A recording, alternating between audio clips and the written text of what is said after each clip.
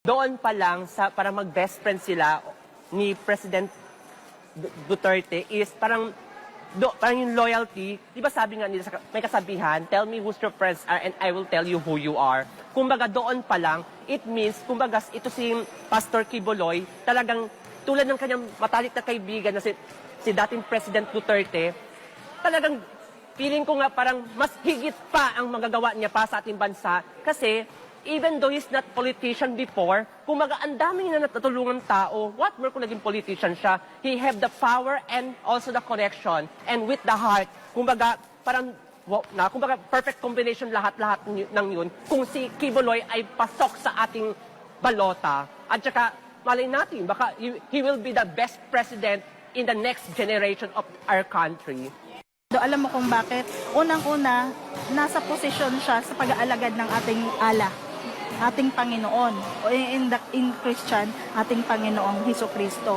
So, dyan pa lang, magkakaroon tayo ng panatag sa ating sarili na lumalaki yung mga anak natin, as parent ha, lalaki yung mga anak natin na may paniniwala sa Diyos at may paninindigan at hindi gagawa ng kung anumang animalya.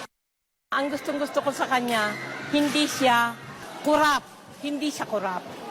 Sa ngayon, wala siya dito sa atin. Hindi natin siya kaharap. Pero ipinaglalaban pa rin niya ang karapatan ng mga Pilipino. Hindi po magsisisi ang mga taong bayan. Sa kabila ng mga paninira at batikos, lalo lamang tumitibay ang paninindigan ng mga taga-suporta ni Pastor Apollo Quiboloy. Tiwala sila na ang kanyang mga advokasya ay nananatiling makadiyos, makatao at makabayan. Binigyang diin din ng mga kalahok sa rally ang kahalagahan ng pagkapanalo ng lahat ng senatorial bills na inendorso ni dating Pangulong Rodrigo Duterte sa ilalim ng PDP Laban. Anila, ito ang susi sa pagbabalik ng isang gobyernong matatag, may tunay na malasakit at may paninindigan laban sa krimen at droga. Kasabay nito, nanawagan sila sa Commission on Elections o COMELEC na tiyaking magiging patas, malinis at walang kinikilingan ang nalalapit na halalan. Ayon sa kanila, responsibilidad ng COMELEC na protektahan ang karapatan ng bawat Pilipino na pumili ng mga lider na tunay na naglilingkod, hindi lamang sa salita kundi sa gawa. Sa nangyayari sa ating bansa, kailangan talagang maayos. Dahil sa nakikita ko, nung kasagsagan po ni Roa Duterte, maayos po sa loob ng 6 years, walang droga. Di ba? Never po, walang ibang pangulo nakatayo sa ating bansa na nakayahan niya yung droga.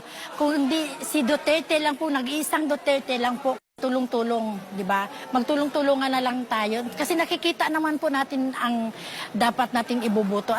Sana naman dalangin ko na hindi na magkakaroon ng dayaan. Magising naman yung mga opisyal ng COMELEC. Huwag naman ang bulsa ninyo parating ipalubo. Huwag naman ang mahihirap na naman ang bayan na pwede nyo naman nyo tulungan ang ating bayan na umunlad.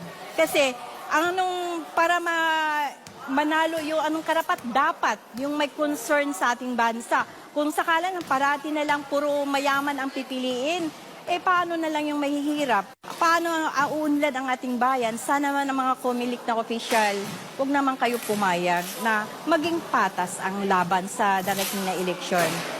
Sana naman na kung gusto nyong kapayapaan talaga sa bansa, huwag naman ipairal yung pera lang ang labanan. Sana man, kung mahal ninyo ang bayan, sana man maging tapat kayo sa inyong trabaho. Hindi porke nasusulan kayo ng millions ng mga kandidato, go na lang kayo. Isipin na naman ninyo ang ating bansa. Sa nalalapit na halalan, muling nakasalalay sa kamay ng bawat Pilipino ang kapangyarihang pumili ng mga lider na may kakayahan, malasakit at tunay na hangaring paglingkuran ang bayan. Sa gitna ng mga hamon at isyong kinakaharap ng bansa, mahalaga ang isang matalinong desisyon, batay sa katotohanan, track record at konkretong nagawa at hindi sa paninira o panlilin lang. Ang bawat boto ay may kakambal na pananagutan, hindi lamang para sa kasalukuyan, kundi para rin sa kinabukasan ng susunod na henerasyon. Para sa Diyos at Pilipinas kumahal, Carla Abellana, SMNI News.